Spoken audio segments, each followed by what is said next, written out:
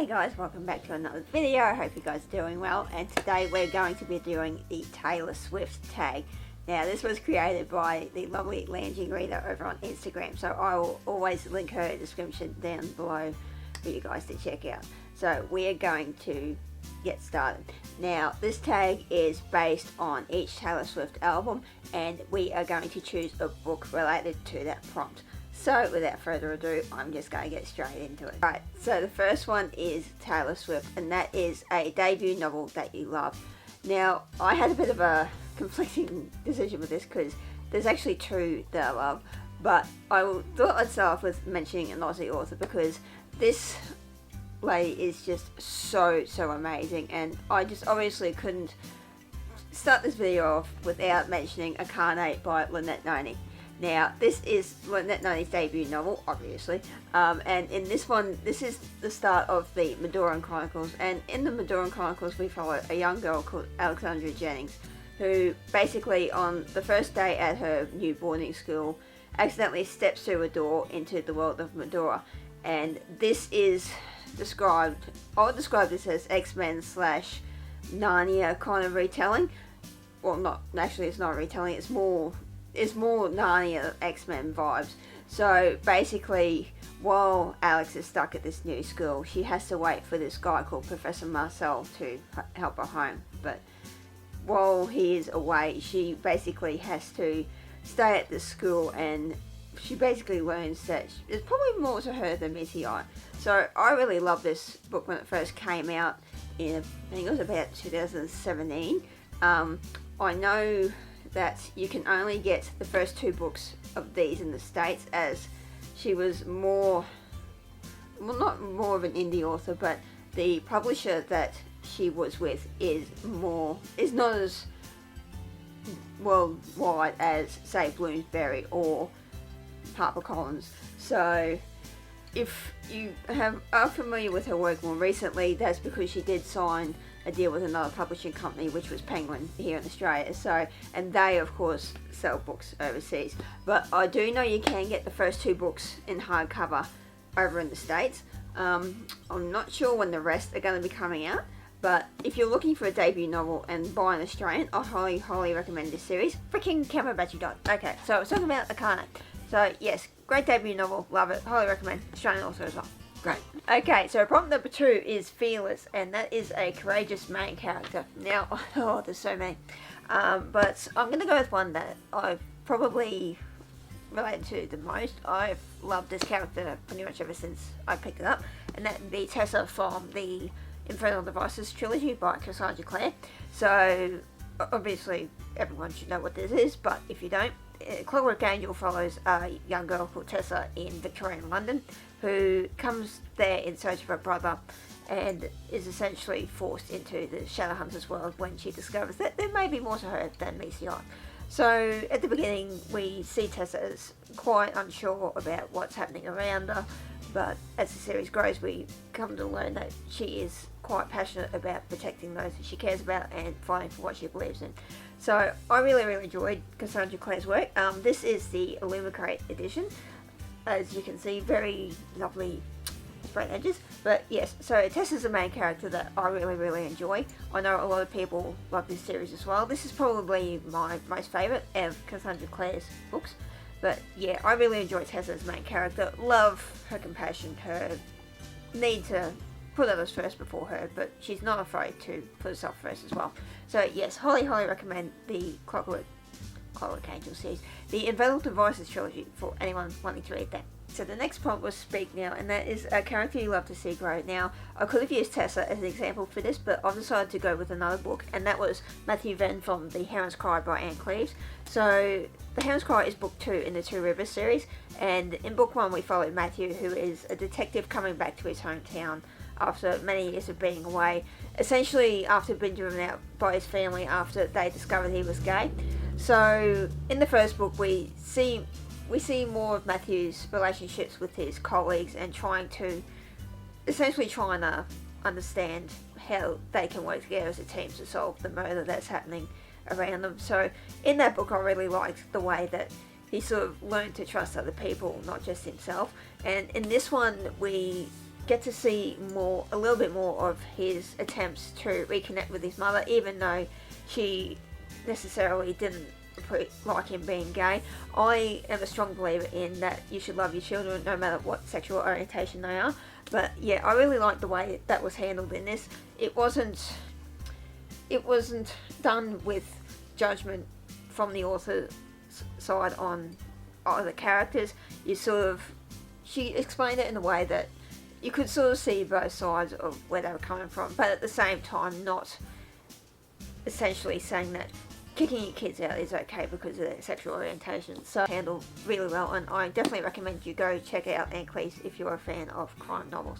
Prompt is read, and that is to mention a book that made you feel all the emotions. Now, this one is probably my top read of the year. As I'm filming this, that may change, but I really don't think so, especially since this book came out late January and I've yet to read another book this year that tops it. And if you follow me on Instagram, this probably won't be a surprise, but I'm going to go with The Mask Falling by Samantha Shannon. So this is book number 4 in the Bone Season series, and in this series we follow Paige Mahoney in a dystopian London, and she is a dream walker. So essentially she is a clairvoyant, and unfortunately in this world clairvoyancy is considered illegal and punishable by death. So in the first book, she is essentially caught using her abilities one day on a ride home and is taken somewhere where she thinks she is going to die, but that actually expands the world out much further. I won't go into further detail because I do highly recommend you read these books because I'm such a huge fan of Samantha Shannon's writing. So yes, in book 4, The Mask Falling, we are in Paris, and I really loved the emotional journey Paige goes through in this. So if you've read book 3, you'll know what I'm talking about, but without spoilers, I'll say that the way emotional trauma and the after effects of something very traumatic happening to someone was, I thought, done really, really well in this book. Samantha Shannon doesn't shy away from the fact that essentially a very traumatic event can essentially have, she basically talks about the effects, the long-term effects. So I know one of my biggest pet peeves in books is that something really traumatic will happen to a main character and they seem to get over it straight away. This is proof that it doesn't go away as quickly as other authors would have you believe. It was handled really, really well in terms of the way Paige dealt with the trauma that she experienced in book 3. Again, I won't spoil it because I do highly recommend you check out this series. But yes, I thought the way this was done was really, really emotional, really well thought out. And the ending of this book, I was so unfortunate I couldn't get an early arc of this. So everyone was talking about, oh my god, that ending, oh my god, that ending. I'm thinking, what ending? I have to know. So I basically binge read this book in a day. Really, really loved it. 5 stars. Definitely probably my favourite book of the year as I'm filming this. That may change, but somehow I highly doubt it. But we shall see. Watch this space. But yes, I highly, highly recommend Samantha Shannon as an author. Definitely go check her out. Her writing is just top tier, and I cannot wait for book 5, which probably won't be out for another couple of years yet. But yes, definitely pick up Sam's books if you haven't already. Okay, so the next prompt is 1989, and that is to recommend a book that was published the year you were born. Now, I really struggled with this to sell because I'm thinking, I don't know any books that were published in 1991. I really didn't. So I had a bit of a look on Goodreads, and the result that did come up actually surprised me because I didn't even realise that this was written the year I was born. But I'm going to have to recommend Outlander by Diana Gabaldon. So obviously, if you've been living under a rock, you might not know what Outlander is. But in this, we follow a World War II nurse called Claire Randall, who is on second honeymoon in Scotland with her husband, and one day is essentially transported back in time to just before the uprising of Culloden. So, and there she meets a handsome young warrior by the name of Jamie Fraser. Swoon. Yes, and that is essentially opens up this huge fantasy romance, which I absolutely love. Now, I will admit I haven't caught up fully in the TV show. I'm only halfway through season 4, which I haven't watched for a while. I really do need to catch it before March next year, because that is when season 6 drops. But yes, highly recommend this series to anyone who loves Scotland, Scottish men, time travel, fantasy, you name it. Just can't recommend this book enough.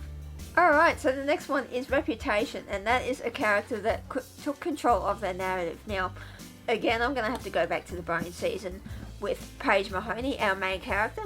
So, as I explained before The Mask Falling, I liked the way that Samantha wrote about her experience with trauma and how she sort of rebuilt herself from that. But in the first 3 books, you really get to see her. In the beginning, she's essentially this puppet of her boss, who essentially he likes to control everything that he owns. That includes the gang that he's the leader of, and I've loved to see her growth throughout this book series. So she essentially starts off as someone who is just trying to pass through day by day without getting noticed, but as this book series goes on, she becomes quite more independent. She questions a lot of things that is considered the normal things. So, this certain thing has been done for a long time, and she goes, well, hold on, why is it done this way? Why do we have to do it this way? Can't we break out? So this is a book series, like I said before, I cannot recommend highly enough.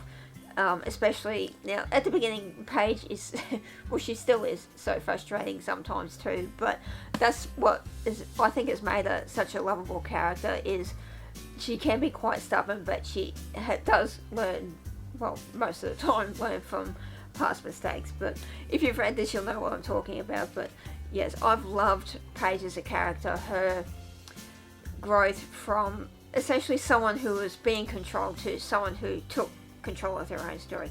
So definitely recommend The Bone season 2, anyone who wants that kind of story arc in their books. Okay, so the next prompt is Lover, and that is your favorite fictional couple. Now, I really struggle with this one because I actually have 2, but I'm going to have to go with my OG pairing, and that was Will and Tessa from the Infernal Devices trilogy.